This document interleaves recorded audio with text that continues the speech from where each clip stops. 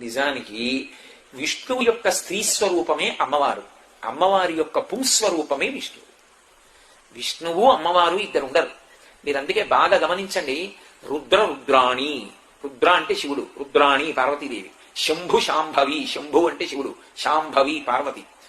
శివాని, శివుడు శివుని ఇల్లాలు పార్వతీదేవి. హంస హంసిని పార్వతీ పరమేశ్వరులు. భైరవి పార్వతీ పరమేశ్వరులు. నారాయణి భార్యాభర్తలు కారు, అన్నా చెల్లెళ్ళు. నారాయణ నలుపు, నారాయణి నలుపు.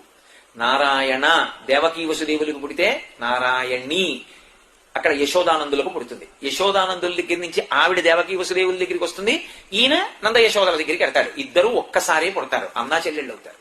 అందుకే కాంచీపురంలో కూడా ఇదే విషయాన్ని నిర్ధారిస్తారు. నిర్ధారించి కామాక్షి పరమశివుడి చెంత చేరినప్పుడు నవ్వుతూ ఎదురుగుండా విష్ణువు నిలబడి ఉంటారు. ఆయనే